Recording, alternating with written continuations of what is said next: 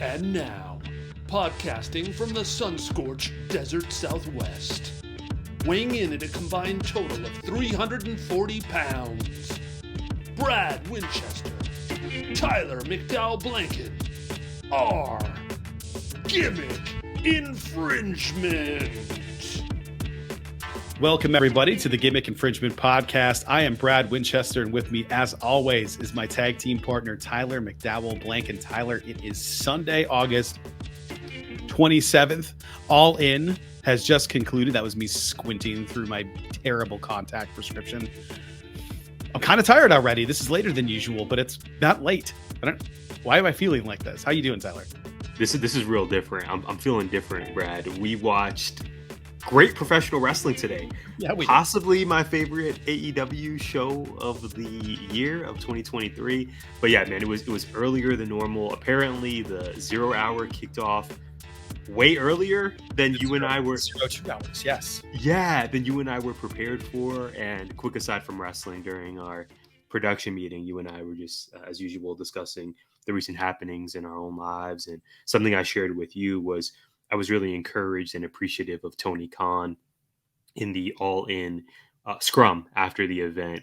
He started by sharing a few words on the Jacksonville murder in Jacksonville, Florida. A gunman opened fire on 3 people in a Dollar General. It was a hate crime, just purely racially motivated. So I appreciated TK, putting out that message beforehand that, AEW's and his own thoughts are with those people, and it was completely senseless. And since Jacksonville is a home for AEW, that was sort of the connection he made. And I shared with you during our production meeting that on days like today, it's for me, it feels really tough and really heavy because you and I exert so much passion and energy and time, especially on your part, man, just putting together everything you see here. That's all Brad on the tech side. We put so much time and energy and thought into pro wrestling, and even arguments happen on the timeline. But then tragedies like this happen in the country. And I'm like, man, like what does any of this matter when this stuff is still happening and we just become so resigned to it, it seems like, as a society. So luckily, AEW was a great distraction. And I think by the end of the show, I really got my spirits up and was appreciative for the great performances we saw. So I'm grateful for you, Brad. I'm grateful for everyone listening and watching us right now, because we have a lot of amazing pro wrestling to discuss. I have some questions for you, maybe some things I have some questions about in general that I want to kind of pass over to you if you can give me some clarity or a vision on. But yeah, man, heavy day, heavy weekend around here, but really excited to get your thoughts on All In London. I had a feeling that might be the case. When you texted me, I started exploring the timeline for things, and I saw that the Jaguars put out a tweet, and it was from Shad Khan, the owner of the Jags, Tony's dad. So I had a feeling that something might get said. I didn't realize that the scrum was going to start with TK talking about Jacksonville and acknowledging what happened after the pre-show with Jack Perry and one CM Punk. We'll get into that, but we're going to get into All In. We are going to talk briefly about what happened on SmackDown. Since we did the Bray Wyatt show this midweek, we thought it appropriate to talk about what happened Friday, since we haven't covered it already. And so much good pro wrestling. Tyler, this show, top to bottom, was incredibly entertaining. The pace was ridiculous, but the wrestling was really, really quality. I was very sports entertained through this stuff. I said that once. Freya ran out of the room screaming at one point. Jess was laughing and also hands over her face at one point. And the moment that it happened is probably going to surprise you. Okay. I think I know the Freya moment, the Jess one. These are 2 different moments, right? Different moments. Jess was not here. Okay. She was working on some stuff. Okay, I got you. For her nonprofit, I believe. Spending a couple hours at Starbucks, just getting work done. Yeah. Shout out Wonder and Wander. We haven't talked about that in a while. Yeah, it's been a minute. A lot going on, but like like the card, there's a lot going on. Let's start with the first match on the pre-show, which was the post pre-show. Apparently, the first hour was on YouTube. So imagine my surprise when I went on the timeline and saw that Renee Paquette was reading off Bray Wyatt's poetry, the way that we ended the Bray Wyatt Remember show. That piece that he wrote about what pro wrestling is. Renee read it. They didn't do an acknowledgement in the crowd of either Terry Funk or Bray Wyatt, which they might be saving for the television program. But they did throughout the night have little tributes on armbands and whatnot for all the wrestlers, which I appreciated. We start with MJF and Adam Cole defeating Aussie Open. Short match, very short match, but this match was a lot of fun. The match itself was 7 minutes and 45 seconds, but I think the whole match was probably closer to 12, 13 minutes because of the pre-match beatdown, entrances, those kinds of things. So this was a ton of fun. Tyler, we got a kangaroo kick. The crowd lost mind for it. We got double clothesline action, and we get the 1, 2, 3 new Ring of Honor champions, Adam Cole, MJF, better than you, baby. What did you think of this match? This was so fun. I loved the setup of Wembley. It was so simple. We didn't need anything too extra. I loved the tunnel for the entrance. So cool. Kind of that runway, right? That was really, really awesome. In terms of this match, you nailed it. Double clothesline ended up finishing Kyle Fletcher. I noted that he had 2 great bumps in this match. First, of course, the double clothesline, but rewinding earlier in the match, do you recall that super kick Adam Cole hit him with? It's okay if you don't, because this was like 6 hours ago. The most memorable super kick of the night. Nailed him. That dude right in half. Like, yes, so close to Adam Cole. His foot. Like, Taz made the comment about swallowing all of his teeth. Yes. Yes, love Taz. Love Kyle Fletcher in this match. Great bumps, particularly to end the match. Ending the tag team match with a double clothesline seems so odd, given where we're at with tag team wrestling and the spots and the absurd amount of talent that these men and women display every week. But Fletcher sold it great. And this is going to be a theme of the night for me, Brad. I was surprised at this finish. I did not expect Cole and MJF to win. I didn't know kind of how we would get to an Aussie Open victory, if that would be clean, if that would involve shenanigans, if there would maybe be a count out or a disqualification. So I was really shocked at the conclusion of this match in a good way, though. Better Than You, Bebe are so over. Aussie Open is so good. This was a great way to open the show. I know it was kind of a controversial decision to have MJF and Adam Cole on the 0 hour. Yeah. I know a lot of folks, I would say the majority of what I saw on the timeline was really down on that idea. I thought this decision worked out really well and felt different. Well, I think part of the decision has to be you got to give them enough rest time to have a main event match later in the night. Mm-hmm, like exactly. Let them hydrate, rest their bodies, heal up a little bit, get retaped, eat some food before going out and doing that again. Like, yeah, you give them a break. Also, what a great way to convince people to buy. The crowd going absolutely bonkers for MJF and Adam Cole entering. The boom was amazing. Great heat for Aussie Open by interrupting Adam Cole, baby. Yep. I loved all of this. This was perfect to me. I had a pretty strong feeling that they were going to win. Number one, because they opened, you want to start the crowd off in a new place with some feel goods. So immediately the 2 babyface teams won on the buy-in, the 0 hour. And here's why I thought they would win. The stuff they're doing with Roddy. If Roddy were by himself and not with the Kingdom is the most obvious group to take the ROH tag titles away from MJF and Adam Cole, given that they are one of the premier tag teams in Ring of Honor. So I wouldn't be surprised if that's at the next Ring of Honor pay-per-view to get people to tune in, or even at All Out next week. I have no idea what their plans are for that. I think it would be fun to have FTR versus Better Than You, baby, and just do title versus title, or run it back. Yeah, just to have it again. They had such great chemistry that I would love to see that again. So that could be a lot of fun. I kind of don't care. I just think that Ring of Honor, the Kingdom, Roddy, it's all pointing to those guys dropping the belts to a bona fide Ring of Honor team. So not mad at this at all. I thought this was a blast. Fun way to open.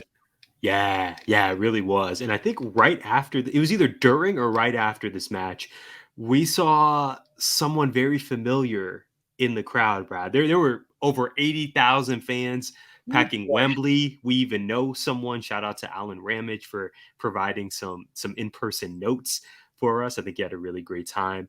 But Brad, we saw Mercedes Moné in the crowd on an AEW screen for the first time. Yeah. This got you to go the all caps route on X, on Twitter. How did you feel about, before Jack Perry versus Hook, how did you feel about Mercedes popping up in the crowd? I yelled holy shit in the house. Okay. Loud as I could.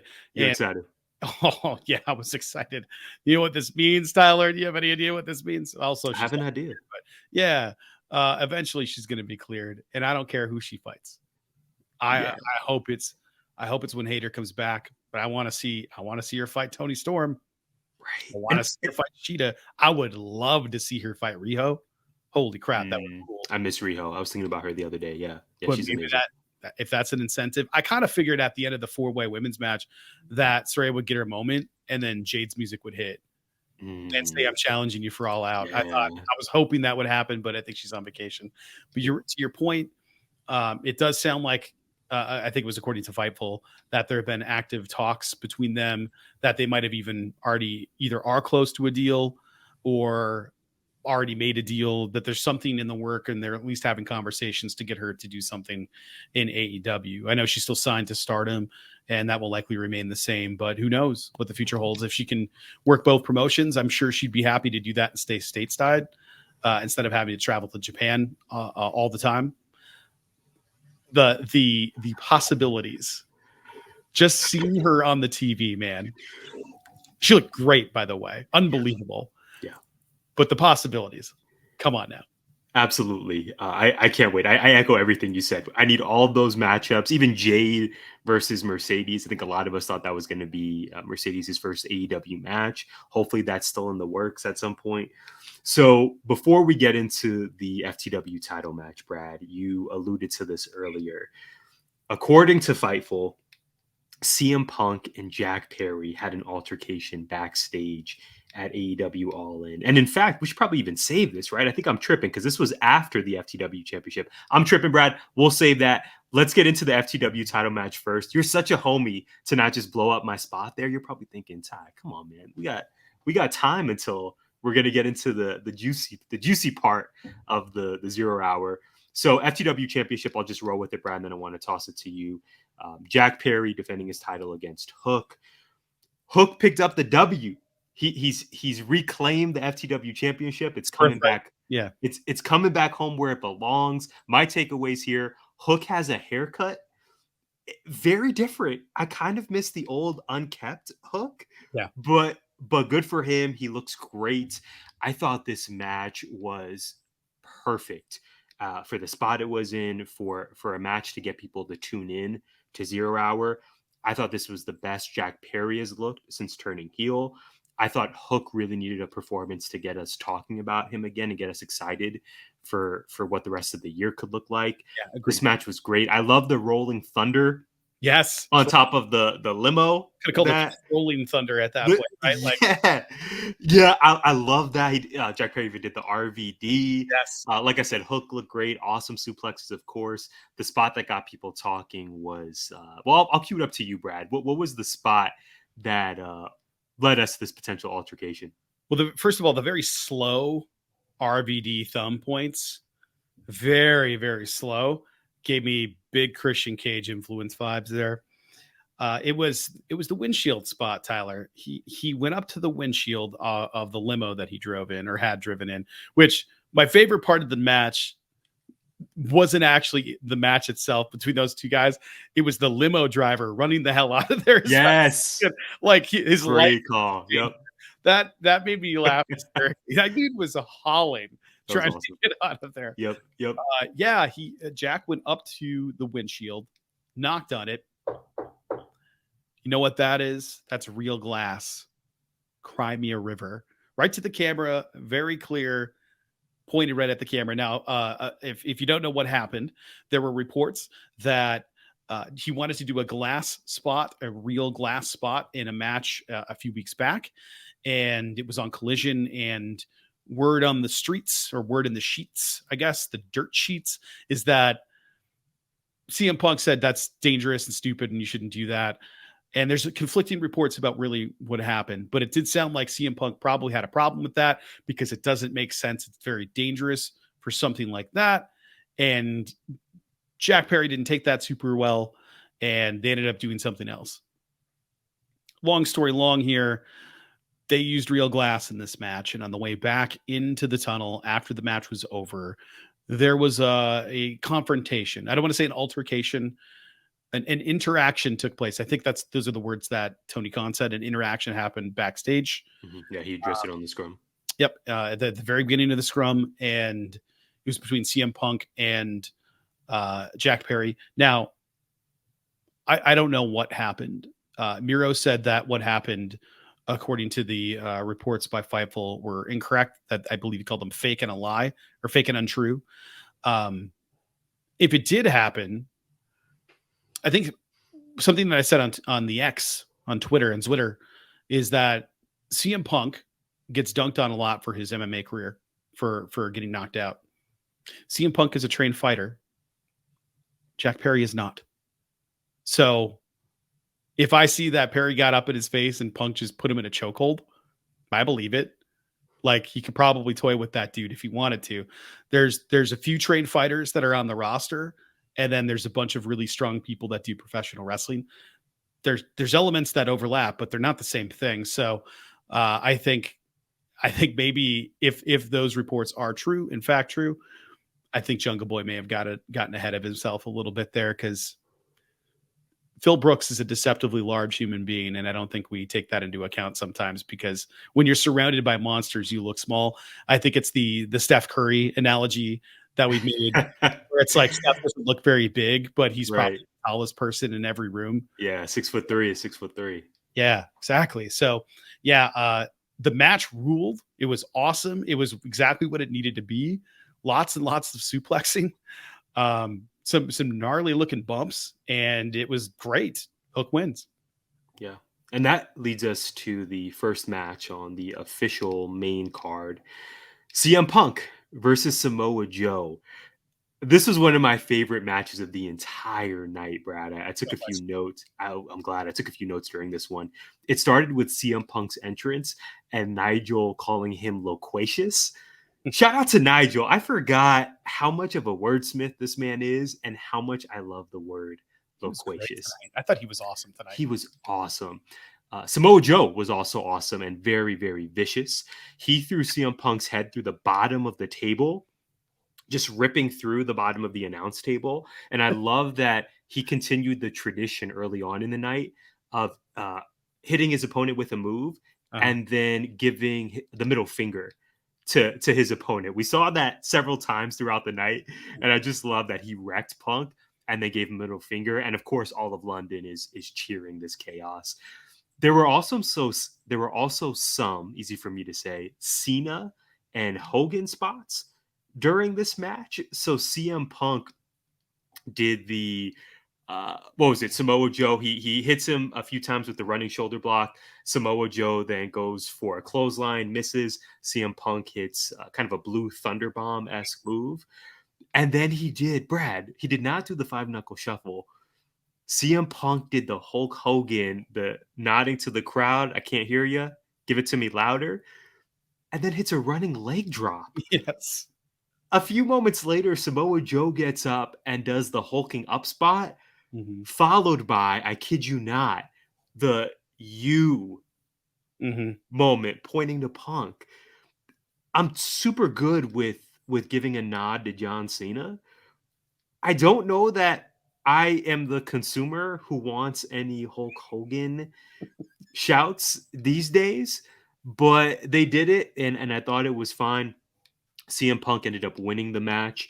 And I want to know if you caught this. Speaking of tributes to WWE wrestlers, CM Punk wins, and upon heading back up the entranceway, he does the Roman Reigns by throwing the Real World's Championship behind him, right over his shoulder. So the face of the title is showing.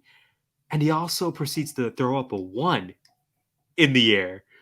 So not only was this a great match, Brad, but I thought the tributes, specifically the Roman element, was super, super interesting. I had a blast with this. What did you think of the match?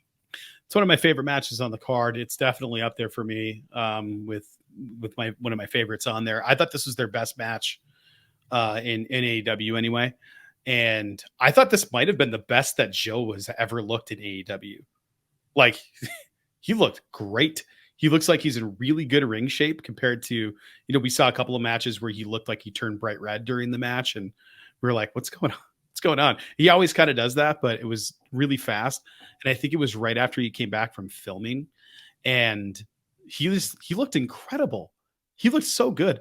A man that size and those guys at that age should not be allowed to be able to move like that. I loved the getting the Olay chance so he could kick CM Punk's head off, and Punk got out of the way for the first one, but did it for the second one. I loved how much he was laughing and having fun and not taking it seriously in the beginning. I just can't say enough about this. I also think that Punk deserves a ton of credit. That dude was selling his ass off out there.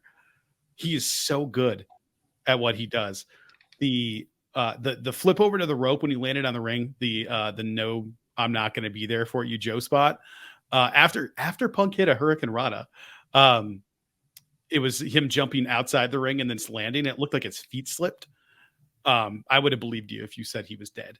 So I really appreciated that. I thought this match was fun. I think hitting the Pepsi plunge on Samoa Joe, yeah, that has to be the finish. Like, there's no other finish. And that looks like one of those moves to take that if you don't do it just right, you're definitely breaking every bone in your face. I don't even know how you do that correctly. So I loved it. I thought it was appropriate. I thought this was a great one. Does that even them up? Is it 3-2 Joe, or is it 2-all? Because they had a trilogy. I think it's 3-2 Joe. I believe so. Yeah. Yep. I don't think this is over. I think this is another one's gonna happen, and then we'll have the final match. I feel like there's more to come, and I'm okay with that.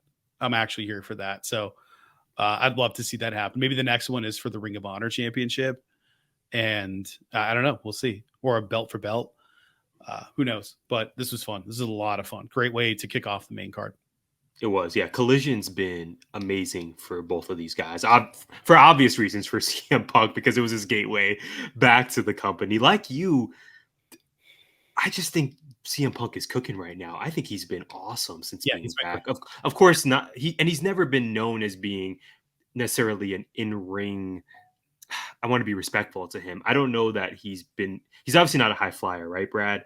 Right. But I think sometimes folks are just really critical of Punk, and I don't quite get it. I think it's a lot of maybe the off the court or out of the ring stuff. I think promo wise, I think largely in ring wise, yeah, some of the matches have been sloppy, but that's kind of always been Punk's vibe. I think he's been great. I think Joe Collision has really lit a fire under him, and he's been phenomenal. He's back to being monstrous and an absolute threat in any match against any competitor. Like you, this was an absolute blast. One of my favorites by far. His promos have gotten so fiery. So good. Since Collision, I think, in particular. And putting him in that feud in particular, I think, is raising both of their levels to want to meet the mystique around their rivalry that's 20 years old. It's just so good. Our next match was one of my favorite entrances. This was the 6-man tag team match between the Golden Elite. That's Kota Ibushi, Kenny Omega, Hangman Adam Page, who lose to Konosuke Takeshita and the Bullet Club Gold. Before I get into my question for you here, which is a simple question, I got to talk about Juice's entrance. Juice Robinson just kind of being down on all fours for no reason. Bent up like he's doing like, what is that, upward facing dog Down. I think that's what it is. Great yoga. Yes, I believe Okay. that's the pose he was in. That is the pose. I did And I yoga was like, once. I don't understand why he's doing that in the tunnel and just screaming. But Juice Robinson is the most chaotic thing in professional wrestling. And he was amazing. Like, I thought this was a great spot for him. I thought it was a great spot for basically everybody, not the Golden Elite. Great spot for them too. And awesome for Kenny to get his flowers in front of that many fans. But they've all kind of been there. I don't know if you could say that for everybody else. The Guns being out there, and especially Takeshita to get this kind of shine. And now we know that Takeshita, Kenny Omega will be one-on-one at All Out. That match is going to be incredible. So I can't wait for that. I thought this was a ton of fun. Like every match on this card, I pretty much liked everything. So my question for you is, how did you feel about the finish? Ooh, very anticlimactic, but I was okay with it because Takeshita picking up the W, it was phenomenal to see. This guy needs big wins. I suspect he's losing to Kenny at All Out. So storyline wise, it makes a ton of sense. Yeah, I was okay with it, Brad. Anticlimactic for sure. Probably the most anticlimactic of all finishes on this card, quite frankly. I thought the match still had at least another good maybe 3 to 4 minutes in it. It was a long one. I think it felt longer than it perhaps it actually was, at least for me here in Glendale. But yeah, man, this was just a ton of fun. Speaking of talent who have benefited most from Collision, I would argue that along with, say, Ricky Starks and Sky Blue, BC Gold stands at the top of my list, though. They've been officially established since Collision started. The Guns, you called this a year ago, Brad. The Guns are legit. I've been turned into a Juice Robinson believer. I remember seeing this dude when he was CJ Parker on the original Black and Gold NXT. Like you said, he's an absolute riot. Jay White just doesn't lose anymore. Even if his team loses, he's not taking the pin, so that's great. I thought Kota Ibushi looked a lot better in this match as compared to Blood and Guts. Hangman Page is a star. The You Can't Escape plus the Hangman combo where he suplexed Takeshita off the top rope was just it left me speechless. These guys are so amazing. Something that was not amazing, and then I'm going to pause after this, Brad. Jim Ross, the Hall of Famer. This was the first moment of the night where I didn't think he was at his best. And looking at my notes, you would think this would pop me and I would find it humorous, but during the match, I did not. Do you remember on commentary when he asked Excalibur, why is everything golden? Golden Elite. Why is everything golden? And Excalibur actually did pop me when he said, well, JR, Kota Ibushi is the golden star. And then they just sort of moved on with it. But commentary actually took away from some of my enjoyment in this match, particularly that moment. It was like, I don't know if that was needed, Jim. Funny answer from Excalibur. But this match, great placement on the card. And like I said, I think the right team won, and specifically the right guy got the pin. Yeah, I don't remember that at all, but I very well could have been taking care of sandwiches or strawberries or potty breaks at that point. So I might have just missed it doing whatever else I was doing in the house. Man said, why is everything golden? We shouldn't bury the talent. That's the golden star. He did something like that too. And it was either, I don't know if it was on the pre-show or the first match. He said something, or maybe it was even Collision the other night, but he said something where he was just like kind of going back and forth. It's this, it's this, it's this, it's this. And I was just like, that's what it is, man. Where you been? He had another moment later that was just egregious, period. But I love that dude. Yeah, I thought otherwise, like aside from that, I thought this was the best JR we've had in wow. Very long time. Okay. Just energy wise and not just saying one line things and then moving on. He seemed to be contributing more, which I really appreciated, because I think if he contributes more and he's allowed to do it more, like fewer of those mistakes happen. But you know, regardless of all that, I'm just glad that his results came back and that his bone is cancer free. Amen. And hopefully he's getting healthy, because I think we all love good old JR. 100%. That's what's most important. Exactly. So the next match, Tyler, was the one we've been waiting for like 2 years. For 2 years, I think. FTR finally gets the rematch with the Young Bucks. This match went 21 minutes and 45 seconds. I got to be honest with you. The first little bit of the match, I was kind of bored. I wasn't invested. And then it took off and it really picked up. And then the match got bonkers.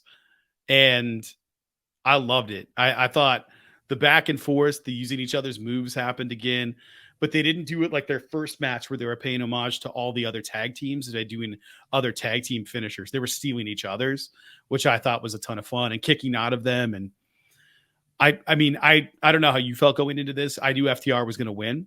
I think there was a lot of people that thought the Bucks were, including me. I was like, there's no way, because this sets up the rubber match. Now they are 1-1. So this is the easiest setup in the world. Have FTR win, and now it's all right. We won one, you won one. Let's go. Let's see what happens. And I kind of want that one to be for not a title. I'd like to see a different tag team take the title, and then just that one is just for bragging rights for who's the best at all time, and that probably ends up going to a time limit draw or something. But I'd be okay with that too. I think that's the story. The story is who's better.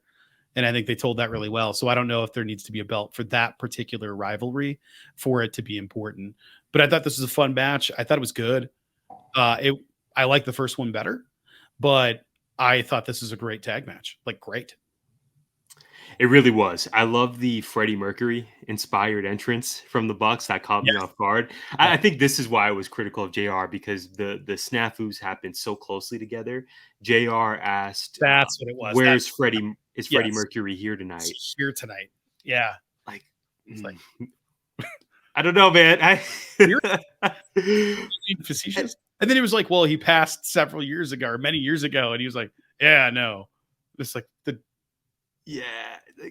what? But like you said, he's a legend. We love him. We're so glad he's here, and he's getting healthier. But yeah, that was like, oh man, JR, you're in the last like 20 minutes, man. I don't. Maybe lay out for a few on this one. I agree with you, Brad. This match really, really picked up. It's interesting because these two teams are so great that as a fan base, we set our expectations so high. And of course, the promo packages only lead us there. We're thinking this is going to be one of the greatest tag team matches ever. So part of my viewing experience is just trying to temper my expectations. It definitely picked up. We got to fear the revolver sign very early on in the match. So that was a thing. Maybe not. Yep. Maybe not too surprising. I forgot how much of a great hot tag Dax Harwood is. He was awesome.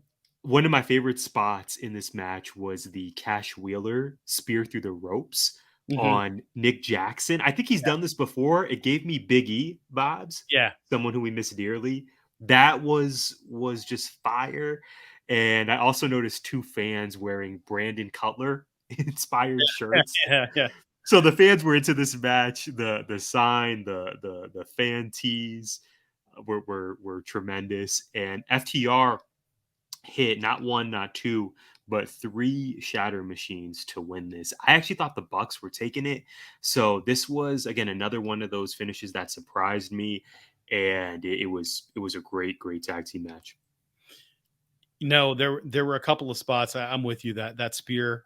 There was the FTR BT trigger, and then there was which did not look nearly as good as what the Bucks do. The spike pile driver, kicking out of stuff that nobody had any business kicking out of. I thought was awesome. I love this match. There was.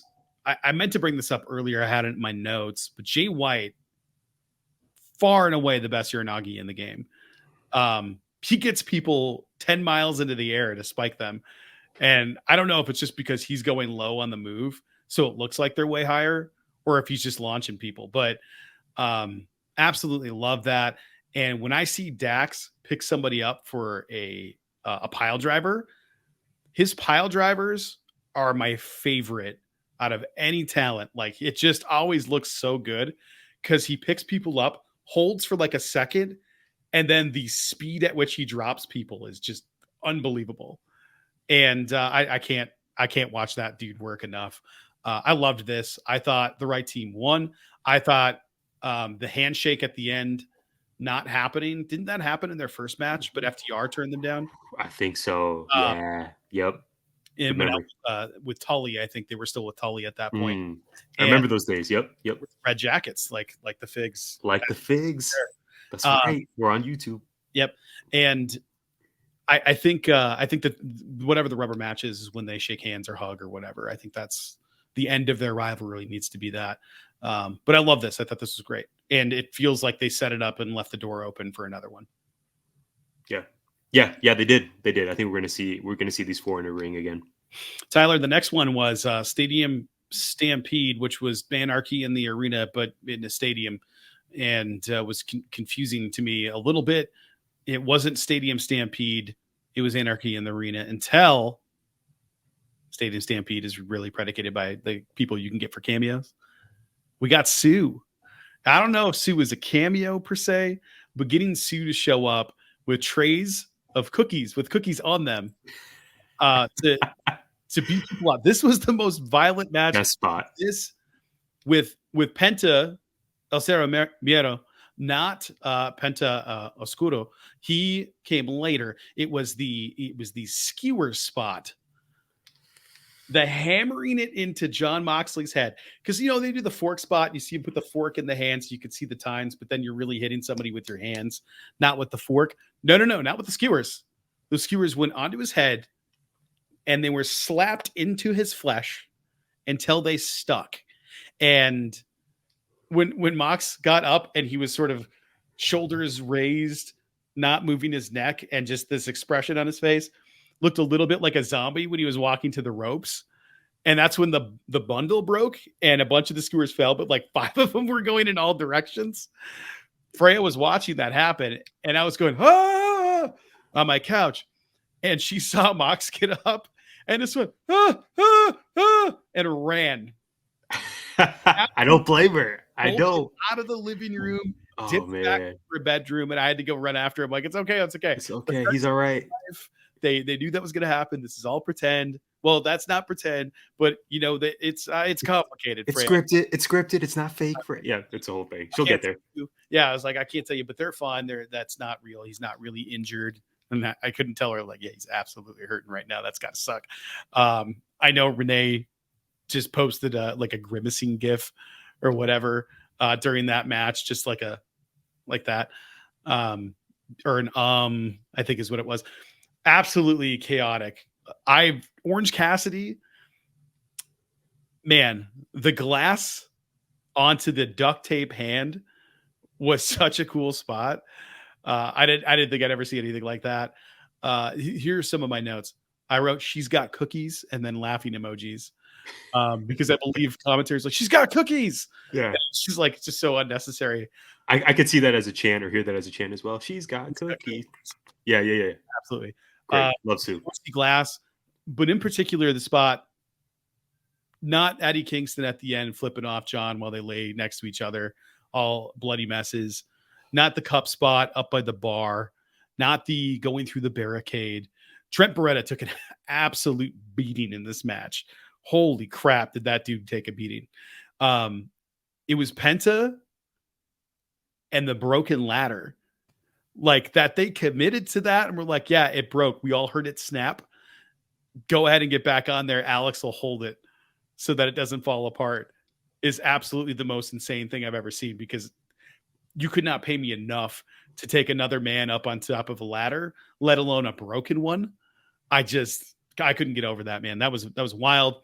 Absolutely chaotic. I thought it was completely different than anything else on the card. It was nuts. And I think it was probably the break a bit that the crowd needed, even though the crowd needed to be up. You can't not be up for something that's that nuts. There were people running at the beginning when the entrances, running over to the spots people were entering. Did you catch that? I did during the BCC. And I thought it was like the sweetest moment. Moxley walking by, and there was a little boy that got really close and he just kind of patted his head on the way by. I thought that was really cool because he never does any of that stuff. Otherwise, he's just throwing water bottles at people and hopping over barricades and just pushing people out of the way if he has to. So I loved this. I thought this was a ton of fun. This is up there for my favorite matches, but it's hard to pick. There's so many good matches on this card. I love this. I thought this was great. Yeah, it's up there for me too. I'm not the biggest sort of death match or a variety of weapons guy. That's just not really hasn't been my flavor for a while. But this was awesome, Brad, for all the reasons you said. I noted Sue's appearance. I also noted Mike Santana being back, something you and I have been yearning for quite some time. It's not only us that are seeing this guy as yoked, Brad. I counted at least maybe 2 or 3 times where commentary noted, "Oh, Mike Santana hasn't been here in a year, and he's put on some muscle." Yeah. So yeah, it was great to see him back, new gear. Obviously, him being in the ring with Ortiz brings back a lot of nostalgia and hope for me. I literally put in my notes the following: Mox is nuts, and Orange Cassidy is that dude. I definitely think after that skewer spot that Mox is beating OC at All Out to become the new international champion. Perhaps we'll have that conversation another day. But there was a great, probably my favorite spot of the moment of this match actually was the face-off early on between Best Friends and Proud and Powerful when they cleared the ring and it was just those 4. Of course, I'm a Proud and Powerful fan, but I've been yearning for Best Friends to have a big time win, a big time moment. Dare I say to have tag gold at some point. Really, both these teams I want good things for, but to have those 4 guys, 2 day 1 AEW tag teams, getting that moment early on in this match of pure chaos, I really love that. And then finally, the finish, Brad. I was also surprised. I thought the bad guys were going to take the dub here. I thought Team Blackpool and Proud and Powerful was going to walk out victorious, but they did not. You mentioned OC with the the orange punch featuring Glass on the Claudio. So yay for Wheeler Yuta not having to always take the L for the team. And big yay for OC and Best Friends getting that shot, walking out of London victorious. I love that. I thought it was a great decision. And looking ahead, I think Mox and OC are definitely a heavy favorite to have the match of the night in Chicago next weekend. Yeah, that match is going to be incredible. That's assuming Penta loses. Yes, thank you. Assuming Penta loses on Dynamite. Great choice. Yep. I'm going to go ahead and assume it. He's losing, but it's good for us to cover all our bases. That's why you're the man, B. That's why you're the man. That match is going to end up ruling, though. Of course it is, yeah. Who cares if he loses? It's going to be awesome. The next match, controversial finish for a lot of people. I felt like this might be a possibility. I was hoping that maybe it was a Brit run one more time, or at the very least, Sheeta would retain. But we have a new champ in Saraya, which I'm not mad at, happening at Wembley. She gets that moment. She walked out with her family. She did it in front of her countrymen. It moves this outcast thing forward. Now there's dissension amongst the ranks. Tony Storm might be on the outs. It might be a Saraya babyface run from here on out. I don't know. Because I don't know how Ruby fits into all of this after Tony tried to kill both of them.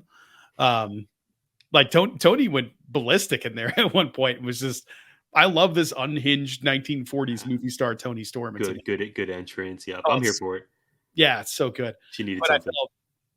I felt really good for Saraya, getting Queen, getting to come out with her family, getting to do all those things, and getting that moment after thinking that she might never ever set foot in a ring again to now be champ in a huge promotion at the biggest event that professional wrestling has put on is pretty wild. It's pretty incredible. So I'm here for that. As our friend Alan, who was there, pointed out, it is a cheap pop to have that there, but also I'm kind of okay with that because I don't know where else you would do that for Saraya. What other place would be more appropriate than there? So the only other option is wait until next year when All In comes back in 2024, which was announced at the end of the show. Yeah, it was. I can't wait already. This really reminded me of the women's four-way at the original All In from Chicago, circa 2018. I loved this match.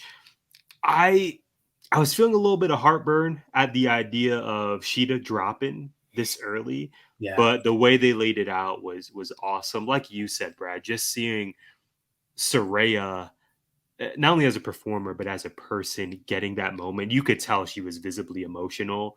I think she even said, "I'm back." Like, this her family was there. I'm back. Getting choked up. That was awesome. I don't know if I would have said this when I was thinking about this possibility a week ago or even 24 hours ago, but I'm totally good with the booking decision here. I don't know that Saraya is going to have a very long title reign, I don't think so. but in terms of fan service, in terms of Saraya, really big signing for the company. I think we forget about that. Yeah. Her getting this moment, not saying she needs a championship to validate her signing with AEW, but I thought this was a great look. I don't know where this leaves Sheeta. As I pointed out, I think Toni Storm has a lot of momentum. Britt Baker is Teflon.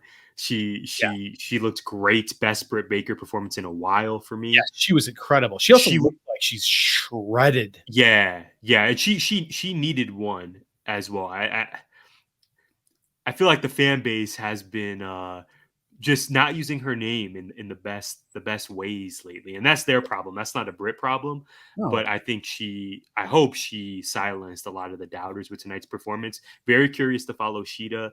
I was all here for her getting a title reign in front of fans, so I'm curious to see what's next for her. My favorite spot of the night came out of this match. I believe Toni Storm's head still in the mat from that stomp that Britt gave her. Oh my goodness. That was nice. That was clean. That was the craziest stomp I've seen in so long. Because she was in the Page submission, right? She was in the submission and Britt just put her head through the canvas. Britt was letting us know, Brad. She said, I hear some of these people on X just talking mess. I'm that, she said earlier in the night, I'm that woman. I'm that person. I thought that was great. I also love that the Britt Sheeta rivalry kind of continued at the end. And their fight with each other is what cost them both the title because it happened in the background. I thought all of it was so good. The moving back and forth, Sheeta not letting her get in. I can't even remember with the lockjaw, not letting her get in by fighting it off because she's like, no, we've been here before. I know how I lost. We've been here before. And I just thought that was so good. Oh man, I love this match so much. Yeah. This was really great. I'm happy the for hip attack to knock off the apron. I'm never gonna not love that spot. Even the hip attack early on to Britt in the corner, like the hip attack is just certified one of the most vicious moves in wrestling. We probably don't talk about it enough. No, you can't do anything about that. It could be a finisher. Getting hit with a whole ass. Like you can't do nothing about that. Yeah, we call it a hip attack, but yeah. We know what the deal is. So the next one, also a ton of fun. I loved this so much. Tyler, this is getting to see Sting in front of 80,000 people at this stage in his career, doing like an older gimmick that he hasn't been able to do in a while, and coming out to Metallica, one of his WCW themes. So much fun. Darby Allin and Sting defeated Swerve Strickland and Christian Cage, both of whom looked incredible in this match. I thought everybody got to shine. I thought Swerve looked amazing. We'll see what he says at Dynamite or Collision about his hair not allowing the lid to shut. Although I think at that point, I don't think that coffin was shutting for anything because it was just completely destroyed by how many people had been on it. The coffin drop just basically annihilated it when he went for it and missed. But Sting using the bat to keep himself from getting trapped in there. The jump onto the table, onto the British table, the British steel on the outside, and the table not breaking. And Sting going like, nope, F it. We're going to do this again, and we're going to break this table. And if I got to do it a third time, we're doing it again. I guarantee it. Instead of doing just the elbow drop, he made sure that the elbow landed off of the body and his whole side landed on Swerve. Shout out to Swerve Strickland for that spot, for going, yeah, let's just do it again. Let's break this, knowing that it helps the legend maintain his legend status. And it really helped Sting look great in this match, which I thought he looked awesome given all of the things that he's done in his career. He's never done this. And getting the Stinger splash, the Scorpion death drop onto the coffin Good God, that looked terrible. Like, great, but I wouldn't want to be Swerve. I thought Christian Cage looked amazing. I thought he was selling like crazy on the outside, especially. My God, man, this match was so much fun. It really was. This was also on my list for favorite matches of the night. Earlier, I mentioned the news out of Jacksonville, but as the show was going on, me sort of really getting in the headspace where I could just sit back and use wrestling as an escape, as I've done for the past 20-something years of my life. This was a match that was a stellar example of it, Brad. You're so right. We cannot take these Sting matches or appearances for granted, ever. He was amazing here. Everyone was. Darby, Swerve, Christian Cage. Yeah, and even the supplementary pieces, the Nick Wayne's getting chokeslammed onto the skateboard by Luchasaurus. And Luchasaurus is taking him away, and we don't know what happened. Yeah. And Prince Nana receiving some bumps. The Swerve entrance as well. With I forget the name of that artist, but him getting that. I mean, these are just all the ingredients that I love. You know how much I adore all these four guys, especially Sting, definitely Darby, for sure. Swerve, Christian is doing great work as well. Yeah, this match was an absolute blast. The right team certainly won. It was pretty predictable, probably one of the more predictable matches on the night in terms of the outcome. But how we got there was an absolute blast. And every time I watch a match with Sting, I just can't help but just be beaming from ear to ear. The fact that I have the privilege of watching this guy who I grew up idolizing, but then also being happy for him that he is, as you would say, truly getting his flowers. The man is undefeated in AEW. Hook's no longer undefeated. Jade's no longer undefeated, but the icon Sting is, and rightfully so. I'm just so happy to see him doing his thing. This match was a ton of fun. Yeah, it's every time I think about it, I smile. Like this match. How can you not? It's great. Swerve getting to do Who's House with 80,000 plus. Yes, I mean, come on. Yes, put some gold on that, man. CK, come on now. Happen soon. Come on now. I know you see those muscles. Just put him in the. I would love Swerve versus CM Punk for the real title. I think that would be awesome. Wow. Yeah. Cool. Maybe Darby wins the TNT Gold at All Out, and then Swerve is the dude that ends up taking it from him down the road. I guess. I just want to see Swerve with the big belt. Oh. Please, yeah. If that's on the table, Brad, let's just go that route. Please. I think we should just bypass TNT entirely and get him to the main card. MJF versus Swerve for gold at some point. God, that match would be incredible. The promos, the match of the year contender. Oh my! Now I really need that. Okay, when's the next pay? We got All Out and then Full Gear in November. I mean, like get there. If Max is going to stay babyface Max, yeah, we need that with like ultimate heel Swerve. That match will be incredible. I don't think it's too far fetched either. I think folks know how good Swerve is. Dude is just undeniable at this point. Totally agree. Speaking of undeniable, Will Ospreay, hometown hero, coming into Elevate or Elevated, I believe is what it is. I always screw that name up. I love that. That was the entrance, I believe, that they played at the Tokyo Dome, the first match with Kenny. Absolutely incredible. The white gear, just so good. All of it was so good, man. Chris Jericho coming out with Fozzy playing him out. Chris Jericho. That how do I put this? I don't know that any other superstar in history has ever been simultaneously a rock star and a professional wrestler on the same show. That's number one. Number two, I thought it was incredibly cool for him to come out and do the warm-up stuff. The same Freddie Mercury crowd warm-up stuff in Wembley was awesome. I thought that was really dope. If you know what it is, it's awesome. If you didn't, that was probably a really confusing moment for everybody. I thought that was the end of it. And they started playing and I was like, all right, sweet. The crowd's going to sing him out. And then he started singing and I was like, no, I'm not here for this. That was the part. I don't blame him at all. I think it's cool for Jericho. He gets to do that. Maybe it even got him some heat for being the guy that sings his own theme song.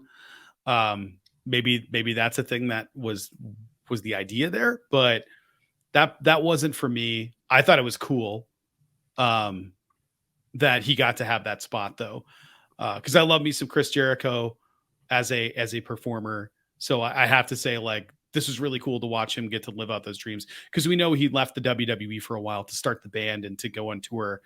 And then he came back. So I know how important that is to him. And I thought that was pretty cool. Not my favorite thing about all of it though, but the match, that was a pretty damn good match. I thought this match it far exceeded my expectations. I thought it had a chance to be a banger, but ended up being a really good one. And I don't really have any complaints about any of it. I thought all of it was great. We got the spots we thought we would see. We had the what is it? The lion salt counter. I thought we got to get Jericho's greatest hits in the match while Will Ospreay got to do all of his stuff. And I thought this match ruled. I thought it was great. This far exceeded my expectations. The Jericho concert that you mentioned was so much more over than I anticipated. Yeah. People seem to really love it, at least from my couch. It was an absolute hit. In terms of Will Ospreay, he was amazing. I don't need to convince you of this, Brad. You have the jacket, the Billy Goat jacket to prove it. He's just that dude. I'm already thinking about, so if his contract with New Japan is in fact up in 6 months, as he said on Dynamite, if he is AEW bound, if we get the Will Ospreay's All Elite graphic, I'm already thinking about where does that signing land in company history. That has to be on par with the Bryan Danielson, Danielson's, Adam Cole's. I mean, Will Ospreay is just making a case of being the best wrestler in the world. Certainly every time I see him. Again, I know I'm preaching to the choir here, but he started out the match with doing like 2 to 3 revolutions in the air onto Jericho. I learned that's called the Sky Twister, yes, which is a great name. I knew about his aerial assassin nickname. I'll never forget. I was at Hot Topic trying to use my hot cash, maybe 2018, 2019. And there was a Will Ospreay shirt there, Brad. It was aerial assassin in the kind of UK lettering and color scheme. And I had the audacity to pass on it because I had no idea who this Will Ospreay guy was back in the day. Sure. I was like, okay, I got hot cash, but I'd rather just get someone I know. Yeah. So Will Ospreay is making me regret that every time I see him. This match was so good. The crowd was into it. Will Ospreay, like I said, delivered in a major way. And similar to Britt Baker, Brad, it's a lot of B's. Alliteration Jones. I also think that folks have been talking mess about Chris Jericho and about his placement on this card. There was a lot of chatter of, hey, Will Ospreay should get someone a little younger, someone a little more spry, someone who can also do multiple revolutions. And this was another example of Chris Jericho proving the doubters wrong. Yeah. This guy, he still has that certain star presence and that cachet, and that he just has something that he's earned over years and years of being that guy that he brings to the table. This was another case of him having a big match where I think he silenced a lot of his critics. This is one of my favorite. I know I've said this a lot because I love this show. This was one of my favorite matches on the card. It might even be my runner-up, frankly, for favorite match of the night, maybe even ahead of the coffin match, quite frankly. The crowd played a big part in my enjoyment of it. The right guy won, of course. And I think Jericho just solidified once again that not only has he been pivotal to AEW, that he delivers in big matches, but he's just simply also one of the greatest to ever do this. Great match. Yeah, ever. He knows how to work a crowd, man. Like, he just knows the right things to do, the right things to say, how to like just hold them there for an extra moment here and there. Really perfected his art. And I know there's a lot of people that don't want to see him wrestle anymore, either because of his political leanings or because he's just older, or, you know, like, I don't want to see this old vet getting the time from some of the younger talent. But my God, he just every time he's put in a spot like this, it's good. I can't think of a single bad match where it's like this. Even the ones that you're like, okay, that wasn't for me, like Mimosa Mayhem. Yeah. It was still a really fun thing. And it was different during It was during a friggin' pandemic with no fans. The one match that could probably put you and I back to reality a little bit would be his match against Adam Cole at Double or Nothing. That's been the only one that I can think of off the top of my mind that was like, okay, yeah, that was a stinker. And I think both dudes either would or have admitted it. I think Jericho even said it on his podcast. Like, yeah, that wasn't one of my best matches of the year. But Brad, you just listed out example after example. I mean, this guy, the Moxley match, the Ishii match. I mean, he's still really, really good, I think. Yeah, if I see the Painmaker stuff come out, then I'm out. But otherwise, yeah, there are some exceptions. The Cole match, the Painmaker, yeah, I got you. Unless it's in Japan. If it's in Japan, then it's probably going to be a great match. Like, that dude is just different when it's not in the US too. He just seems to consistently put on a great show, a great performance if great he's entertainer stateside. And he does it all the time stateside. Like, I think we just take that, like Sting, I think we just take that consistent excellence for granted, and it's going to be over sooner than later. So he's definitely got more years behind him than ahead after doing this for over 30 years now. It's just absolutely bonkers to me. But speaking of a bonkers long career, the longevity of this man, Billy Gunn and the Acclaimed ended the reign of the House of Black. Now, I'll say that the Shiver Me Timbers on Julia Hart was hilarious.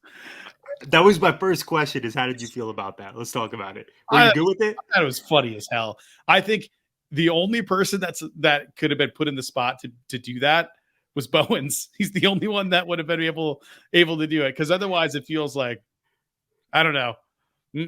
But when Bowens did it, I was like, all right, well, whatever. Clearly this isn't some weird sexually motivated thing if Bowens is doing it. Where everybody else, it feels like, I don't know if we should be doing that. I thought it was funny. I thought it was great. It's not like I think it would have been different if it was like one of those spots she gets in the way and gets punched in the face. I hate those, but that's just my preference. Because like if there was a match and they were in it, I don't know. The WWE doesn't do those things on TV because of that reason, because it's uncomfortable. But I was fine with it. I thought it was funny. I thought it was fine. It popped. Commentary adding Yam Bag City. Yeah, as well. And then I think there was a pause of like, okay, I don't know if we should. It was just the fact that they didn't just completely roll with it smoothly was like, what did Billy Gunn saying suck? What? No. Okay, Yam Bag City. Okay. Taz, he's the man. Breaking the fourth wall constantly is one of my favorite things. I was trying to explain it to Jess because she was watching, and he said something. I don't remember what it was. It was during the main event, and I cackled, and I can't remember what it is now. And it was it was. We'll get to it, I guess, but I'm going to forget this if I don't say it now. It was MJF's coat had him in a wrist lock. That made me laugh so hard for no reason. It's like his coat had him in a wrist lock, and I just cackled because it was the first thing that he said after the entrance.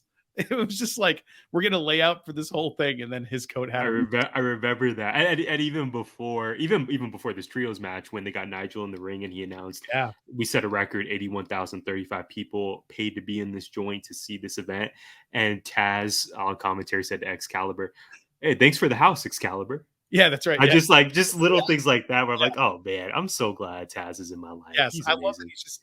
And how many people are smartened up that know what that meant too. Thanks for the house, Excalibur. Thanks for the house, Excalibur. He's just doing it to pop Excalibur over there. Like, yes. More than not, I think he's really taken that William Regal role over of just calling him some sort of tasty dish every single time, but doing it in a totally different way. This match, I thought I wasn't ready for the House of Black to lose, but I liked that they sign of respect gave them the belts at the end and then moved on. And I was like, cool, they're moving on to something else. Hopefully this means Malachi Black is going to be holding singles gold. It better, Brad. It better. I'm still not in love with them losing, but yeah, that's a great point by you. Them handing over the belts to the Acclaimed. I don't know that they're going full babyface turn, but perhaps that was the sign of we are moving on to other, whatever other may be. What did you think of the white pay-per-view gear for House of Black? Were you here for it? House of White? House Yeah, of White, according yeah. to your X account. I don't know why they wore white. I loved it. First of all, I thought it was Oh, me awesome. too. Me too. It was I thought sweet. it looked incredible. But I was trying to figure out, is this an homage to somebody? Is this like a feels way too fast of a turnaround to be like a Bray reference or a Terry Funk reference? Yeah, but he had the lantern. But Buddy brought out the lantern, and I thought that was really awesome. Again, I think having the talent do the tributes for the people that have passed is the only way to do it in AEW when that person's footage belongs to another company. So like, there's no "we remember you, Wyndham Rotunda" thing they could do because he never wrestled anywhere else, and there's no footage available anywhere else. So he's just always been in that system. Again, I would have appreciated, I think mid-show, maybe doing a moment of silence and then maybe going into the House of Black match or something. I think could have been really good. And they could have done "We Remember Terry Funk." Again, this is the first big thing that they've done, like the big event across the pond. Logistically, do they have an audio video department the way that there's a corporate entity in the WWE that can pull that together relatively quickly, because it's all they do, versus the people that are doing that, also the graphics plus this? I don't know that departmentally they just have the bandwidth to be able to put something together that quickly. So I imagine if anything is coming, it'll be at the beginning of Dynamite, because I don't think they ignore Terry Funk's passing, because AEW honors veterans that have been in the game. Which is why, Tyler, I think that this was the way to get Billy Gunn that one last run with a belt before actually hanging it up, because he still looked pretty good in there. He didn't look great. He looks like his mobility is pretty low in regards to his like upper body, neck area, especially when he turns. He does like the 1989 Batman suit turn where he doesn't turn his head. But I thought his Famouser looked great, and where I was just here for the kicking out, everybody shocking the whole stadium After the Malachi kick. Yes, I would keep wanting to call it a black mass. That's why I just said like, Yeah, it's called the End now, which is nowhere near as cool as Black Mass. No, but it's an honor to his original name before he's Tommy End.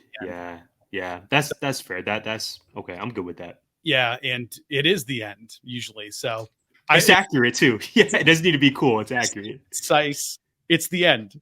Oh, what do you call that? Oh, I call it the end. Why? Because if I hit it, it's the end. That's yeah. Oh, okay. Maybe I'm not giving it enough credit. Yeah, it's a pretty it's got some finality to the name. Just in this case, he kicked out, and it didn't. And we got a couple of mic drops in there, and that final mic drop, bringing it home, 1, 2, 3, new champs. I thought this was a fun match. I thought there were a lot of really fun moments and spots. Yeah, I don't really have anything to add there. I thought it was fun. Yeah, it was my favorite match on the card, but it was a lot of fun. Yeah, well said. I think it was imperative to, of course, to have House of Black on the card, because I think they're one of the best acts that AEW has. But also for the Acclaimed, right? These guys are so over with the crowd. One of the most popular acts, homegrown talent. I think it was just a really great look for them to get the Acclaimed here. And even though I'm still in my feelings about House of Black losing, the Acclaimed picking up a huge W to get gold back on those guys. It seemed like once they lost the tag team titles to the Guns, Brad, a lot of the, I don't know if I want to use the word mystique, but it just seemed like they were kind of moving around with not a lot of purpose or direction. So really excited to see what's in store for those guys now as trios champions with the Badass. Tyler, I'm back. I don't know what will end up in the broadcast, but the power went out. Apparently it's thunder, it's lightning, it's Storm City outside. So I had no idea, man. These headphones drown out a lot, which is why I got them. So let's just roll into the main event, since I have no idea how long this power is going to hold out. Let's do it. I actually did not take very many notes on this match, probably the least out of any on the card. I just wanted to sit back and enjoy. I was hooked for the storyline, for what I knew was going to be a really well worked in-ring contest. The only thing I noted here, of course, the entrances, particularly MJF's, was awesome. Cole had great gear. I love that we could see the production assistant person helping push MJF Yes. out as he was on that throne, and then obviously his minions, if you will, are just bowing to him. Yes. Yeah, he even wore the devil mask, which Yep. just increased my uncertainty of what was going to take place during this. Adam Cole's amazing. This was just great, man. I did note here, though, that Adam Cole took off MJF's Brochachos for Life armband.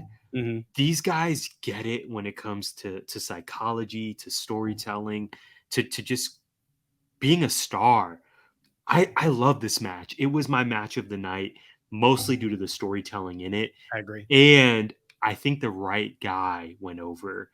You could convince me that Adam Cole winning here is compelling and works, but I'm really happy that MJF is still the champ and that he didn't turn back into a full-fledged scumbag to do it. He's our scumbag. Our scumbag, yeah. That yes, but Brad, he's leaving the night still incredibly lovable, and the fact that we're leaning into MJF embracing becoming a babyface, and the fact that Adam Cole didn't turn on him even though Roddy wanted him to, I really thought this was perfectly crafted by these two guys, by TK or whoever agented the match.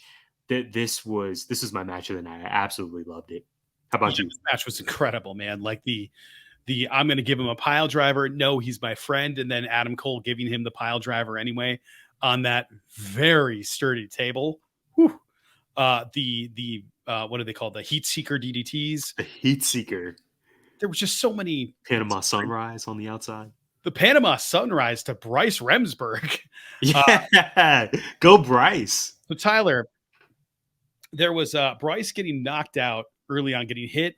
I believe it was right after the extended time, right? Like we need more time. Yeah, 5 more minutes. Count out after the double clothesline. They both pinned each other. That was great, man. Great piece of business. So different. And I love that they called back the original match where MJF just left.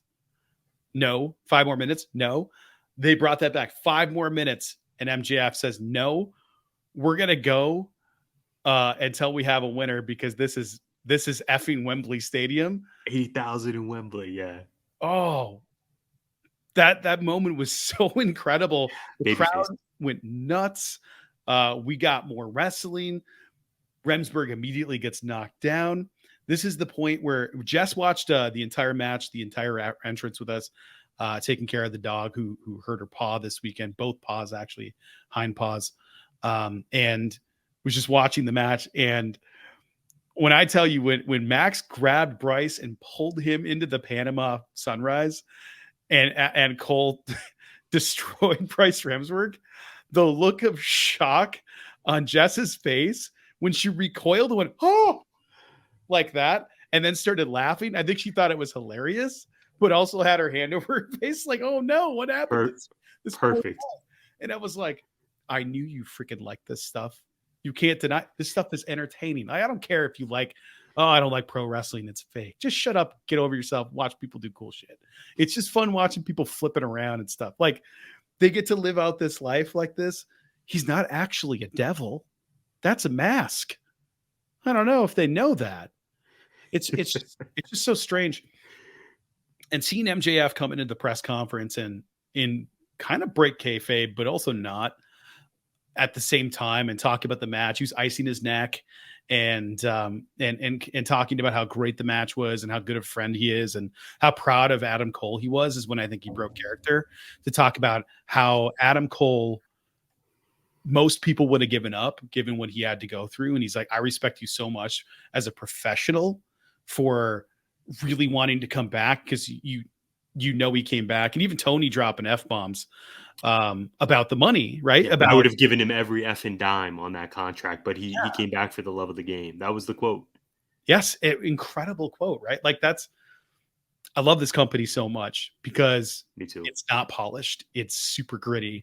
We got fights backstage, which isn't good, but it adds to the intrigue. I think it adds the elements to those matches of like what's real, what's not. Yeah. And Max even said to that point, Brett, sorry to interrupt you, but I think this will resonate. I believe Max even commented on that and said, basically, I love this company, blah, blah, blah. And touching on the Punk situation, he said, I bet everyone in this room, you have people at work that you would want to punch in the face if you could. I just thought that was so, I was like, yeah, that's yes. MJ. yeah. That's all I wanted to interject. Yeah. You're doing great. Continue. We've the pre-show meetings might have a list. The production meetings often have. They just might. They even floated the idea of running a show in Azteca Stadium in Mexico. Yes, that came from the Scrum. I'm like, sign me up for that. Hell yes! Are you kidding me? You know how great that would be. Yeah, he turned it over to Tony. He said, "Hopefully, I peer pressured this guy. Tony, you take that." Imagine all the luchadors that are in AEW. Oh Can you imagine how over they would be? Come on now, Thunder Rosa. If we ever get Thunder Rosa back. Yeah, I know she's closer and closer every day. So, man, Thunder Rosa, already the Lucha Bros are already good. That one's interesting to me because does AEW run the promotion jointly with one of the promotions there? Because AAA is fine, but like, what's the other one? CMLL is they beef. So you're not going to get guys that are in one or the other, or probably guys that were in one and not the other. So like Andrade, for example, wasn't able to go wrestle in that one event because he had affiliations with one of the other promotions. It was a whole thing back when he was new to the AEW roster, I think. But man, we just have so much talent there that are either wearing masks or are from Mexico, or man, Rush and Andrade versus the Lucha Bros main event for the tag team titles in Azteca Stadium. That would be, yes, please. Wow. Sign me up. Yeah. I don't know. That'd be great. It would be a lot of fun, but this main event might be my favorite AEW match of the year so far. I don't know if it's the best match, but I think it might be my favorite. Wow. I'm not mad at you. I'm not mad at you saying that. It's definitely up there for me.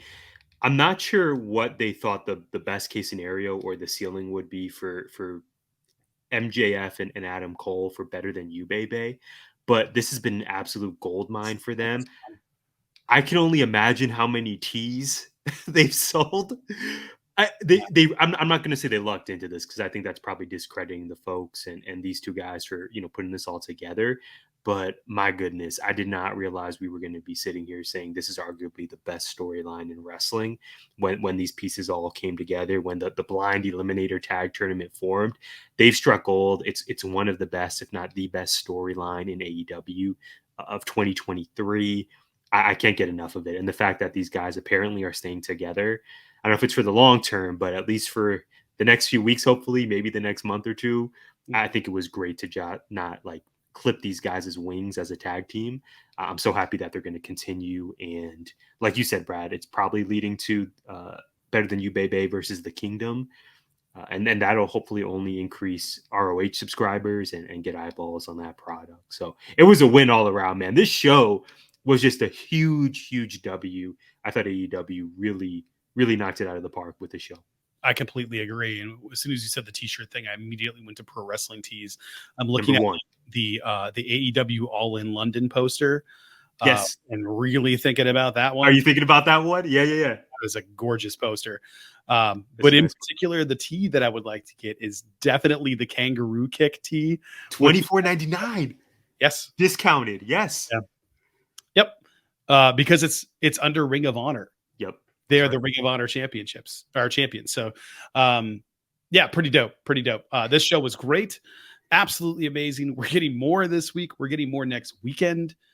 Loaded. And that might end up being an incredibly special episode of GI. Stay tuned. We'll leave it at that.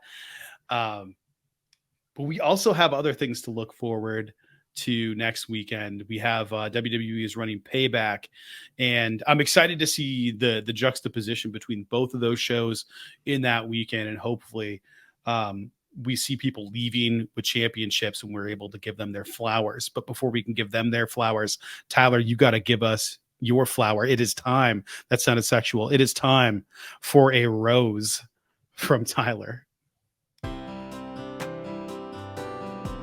And now, for a rose from GI's most eligible bachelor.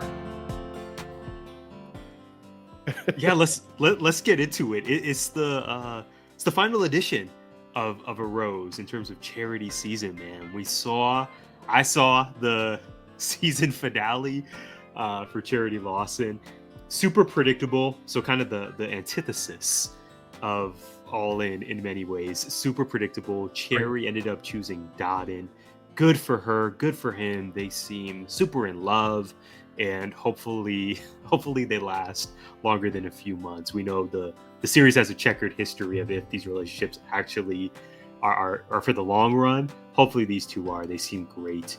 Final 2 points for you, Brad. Joey, the tennis pro from Hawaii, was the runner-up, but he had a pretty significant babyface turn for me. It's not that he was ever established as a heel or a bad guy by any means, but this finale really did wonders for him. He got a haircut, much like Hook. Actually kind of looks similar to Hook in some ways. I'll have to send you a pic. And he was announced as being the next Bachelor, so lots of wins for him. And then the Golden Bachelor, we're going full steam ahead with Gary. I think he pronounces it Jerry. I don't know, man. We're going to figure this out. But his season, the first ever Golden Bachelor, is going to start up on Thursday, September 28th. So much like wrestling, not only are there heel and babyface dynamics, but there is truly no off-season for this franchise. Just like WWE, just like AEW and Impact. They just run it, right? They just keep going and going and going. So that's kicking off at the end of September. And we'll be back. I'll have thoughts. But super happy for Charity. She found her man. And I'm excited for Joey to be Bachelor too. This was not interrupted this time around, right? This was not a Trump arrest. It was not in the middle of the show. Thank the Lord it was not interrupted, Brad. No breaking news about Trump or anybody else on this one. We just got our full Bachelor episode, our fix from start to finish. And yeah, that's something that I think we can all be grateful for. Absolutely. And speaking of grateful, we haven't done that in a while. We need to bring that one back. Yeah, that would have been an amazing. I really presented it like we have a gratitude segment, but we absolutely don't. Yeah, we should have just rolled into it and just done it. But I got to tell the music guy to get on it. So we have WWE to talk about. I'm going to keep mine brief. There's not a lot to talk about. I don't think that was super noteworthy in terms of wrestling on this show. Given the circumstances, that's not what anybody was there to pay attention to. It was really hard for me to get into it because of all the Bray stuff, but I thought the WWE did an unbelievable job on short notice to put together an incredible video package for Bray, for using the rocking chair, for giving the Firefly moments. I started crying when I heard everybody singing unprompted in the audience. He's got the whole world in his hands. I thought that was amazing. All the Fireflies were out. And the tight shot on the chair afterward during the 10 bell salute, I thought they just did such a great job of doing that. And then later putting both Terry Funk and Wyndham Rotunda up there, Bray Wyatt, I thought it was great for terrible circumstances. Shout out to all the wrestlers, man. I don't know how you would go through the day. I say that knowing full well that I don't know what it's like to just lose a colleague if I'm close to that colleague, but wrestlers aren't just like coworkers like you and I have. They travel the road together. They're like literally physically involved with each other, where most of us are just never that way. Maybe a handshake, maybe we dap each other up or something, but it's not, I'm going to go ahead and put my life in this person's hands today. That's what soldiers do and cops sometimes do, and like firefighters probably do. I don't know what that job looks like when it's not car accidents and whatever. But pro wrestlers are like, yeah, sure, you can invert me and drop me on my head. I trust you won't kill me. That's crazy. So there's a level of connection there that I can't possibly understand, where you trust somebody with your life and that trust is reciprocated. And then that person that you trust literally with your life is gone. And then you go out and you do some acting, you put on a little show. That's got to be incredibly difficult. So special shout out to all the performers who showed up through that difficult time. And I know they probably threw themselves into work. And usually you hear the things like, that's what they would have wanted me to do. They would have wanted me to continue doing what they loved and what I love. So I'm certain that's what happened there. But man, I can't even believe how all of them just sort of showed up. Last thing I have to say, and then I'm going to pass it to you and shut up, is LA Knight. I thought LA Knight LA Knight is older, and yet I feel like he could be or should have been the future of WWE if he would have been given the chance when they called him up initially, just to NXT. If they would have been like, oh, this dude's ready. Let's just get him on the main roster and let him go, and not Max Dupre'd him. This could have happened several years ago, and we could have been in the middle of this, because that dude is clearly a spokesperson. He somehow incredibly eloquently gave respect and honored Bray Wyatt while maintaining character and transitioning into the Miz as a bitch, like so easily and seamlessly. I couldn't believe it. Like, he straight up just went, man, Bray Wyatt, he gave back. He gave me everything. He made me ready. And speaking of ready, Miz, you're terrible. Even when you had a stunt double with you, he was the best one in the ring, or he was the most over person, or whatever he said. I was like, oh my God. He went from giving all these flowers to Bray Wyatt to absolutely eviscerating the Miz. I don't know that there's a lot of people that can do that on a microphone. He is special. And I know there were other matches and there were a lot of ways to honor Bray during the show, but nothing in particular sticks out to me that I can remember, that I can recall, because I was just so emotional through the entire thing. So those are my thoughts on SmackDown. And I guess final thing, I thought Cody did a great job with the Funker. I thought he was the right person. I thought what he did was good. That one they might have, not to be too macabre here, but they probably had that one in the works for a while, trying to put something together to honor him because of his failing health. I don't know how they approach that stuff, but I imagine WWE is like, hey, this person's sick. Let's get on it and try to make something available in case the worst happens. But I thought WWE, as usual, production wise, put on an incredible package and did a really good job. They really did. And LA Knight was in the main event of SmackDown and got a win. So sticking with the political references, hope we can believe in, change we can believe in. LA Knight might actually be picking up wins and hopefully, again, hold gold at some point in the near future. That guy's a star. And what you said is so accurate, Brad. When we look back on him being in NXT, carrying the $1 million championship for a bit, it's like, man, this guy was ready for Mondays and Fridays. What are we doing here? So yeah, super great shouts there to him and Cody. Just a few notes from me. I'm so happy Io Sky is champion. Great week for her. Great Instagram post. Just love her so much. The Street Profits being with Bobby Lashley makes me so happy. I got to give props. We got to shout the Bobby Lashley spear. Sure. Kept the shade stayed on, Brad. Didn't tear the suit. Shade stayed on. Cold. Maybe my favorite WWE moment of the week, aside, of course, from the Bray tribute that you so eloquently spoke to.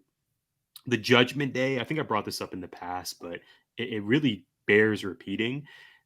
Just such a 180 with that act. I remember 6 months, maybe even a year ago, you and I, even collectively as a fan base, we were like, yo, this House of Purple stuff, this is not really working. And they've really now become anchors of Raw. It seems like every time I tune into Raw, and I certainly don't watch as religiously as you, but I've been trying to make an effort to, get my Monday and my Friday viewing in, even if I have to do the DVR gimmick. Judgment Day have really just become stewards of Monday Night Raw. They're on NXT. They were this past week on Heatwave, Dom and Rhea. A great main event with Carmella retaining, beating Wes Lee, by the way. So Judgment Day, just my goodness, have they done such a 180, and credit to all four of those talents. That's really all I got, Brad. Really good week in WWE. Obviously very emotional, as you said. Great point about the idea of, when you're a wrestler, being on the road together, putting your life in someone else's hands. Yeah, you and I may dap each other up and we have love for each other, but I'm also not trying to pile drive you. either, or vice versa. So yeah, man, I just really appreciated your thoughts there. So just a really, really lots of wrestling this week, including morning. We obviously had the special episode the night we got news about Bray Wyatt. So definitely still thinking about him, and it still feels surreal. Can only imagine his coworkers and family. But great performances this week in WWE on the mic and certainly in the ring. Yeah, I'm really looking forward to what happens on Raw. I'm also like a little scared. Shout out to WWE for bringing in Eric Rowan. I thought that was really important. I know he's not on the roster, but having him there, I think to the fans, to me personally, and I'm sure to him, like nobody cares what I think, but I saw that and immediately went, oh, they care about this. They get it.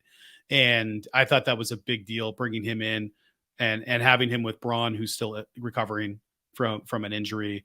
Because those dudes were so close with him and Brody, and they're both gone now, which is crazy. And I did want to say, like, to your point about Judgment Day, absolutely. For every ministry of darkness, I feel like what arises out of those things is an acolyte protection agency. They're the APA now, and they started as Ministry of Darkness, right? Like that's a bar. That's tough. It's they're pretty unstoppable at this point. Tyler, rather than going, what do we miss? What do we look forward to, or what are we predicting for next week? What do you think? What's the main event of All Out at this moment? Yes, it's a big weekend for GI. Payback.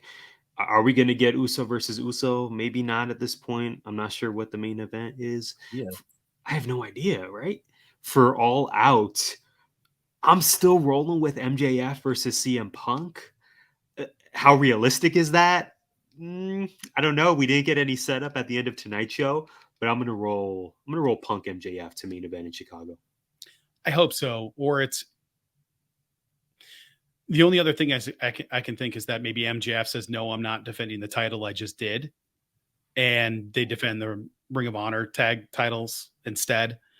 And maybe they set something up with Roddy in the Kingdom this week, and they go out and lose. Maybe Roddy does get to Adam Cole and he turns on MJF, and then Adam Cole's the biggest heel in the company, which he could probably carry that. The best heel? No, that's still Christian Cage. It's not even close for me. Christian Cage is so good at being a bad guy. It's ridiculous. Who is this kid? Take that kid. Security, get that kid. Get my daughter out of here. Who am I wrestling tonight? Oh, okay. Did they have a dad? Oh man, like that Nick Wayne segment was something. I kind of wanted Taz to appear on commentary and to say, "Oh, that's stiff." Taz calling commentary stiff is one of my favorite things. City, yeah. That's the levity we need. I actually wish your idea would have happened. That would have been nice. Yeah, it was. That was really intense. I found it hard not to agree with him for a lot of it. Like I understood his perspective, and also I was like, but you don't say those things out loud. Good Lord, man, you're a terrible person. It was so good. I don't know. What do you do with Christian at this point with the TNT title that's not his? And when's the inevitable Luchasaurus turn when he's like, all right, I'm sick of this jabroni and I'm just gonna choke slam him into the pavement? Is that when they break up and then Christian's like, oh no, Luchasaurus got a buddy. I need a partner. Hope so. 100%. You got it. Yeah, I hope so. So I don't think that's happening anytime soon, but if it even does ever, but if it does, I sure hope it happens soon. I don't think it's going to happen soon. With Payback, I have no idea. The only thing that I want to see in the main event is Rhea Ripley. Why are we leaving Rhea out of stuff? Like Rhea keeps getting left out of stuff. She's been more of a manager than a champion lately. Yeah, she's like an auxiliary piece. Yeah, it drives me crazy. She is the face of your company right now. Yes, absolutely. She's an absolute megastar. At least for the female, you have Cody Rhodes and you have Rhea Ripley, and you have everybody else as well. Rhea's her. Yeah. Absolutely. Roman's the face, of course. He's the voice. Cody's the one going out there to speak to the people. Absolutely. He's the one that solves racism. He's the one that goes out there and changes the world. Yeah, we can hope. We can hope. Roman's just out there inspiring CM Punk's exit.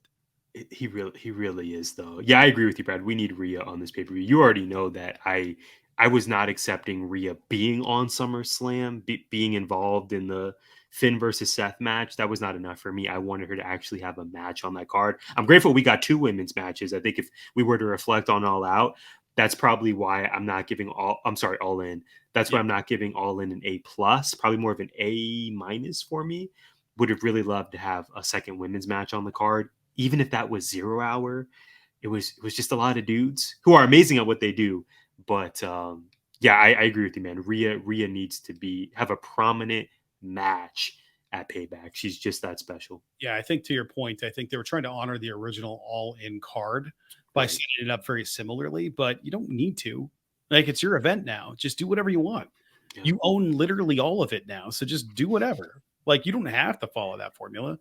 I think having the stat match at Wembley probably would have made a lot of sense, but it's that back-to-back pay-per-view problem. Like, what do you put on the card next week? If you have that particular match on this Sunday, what do you do next Sunday?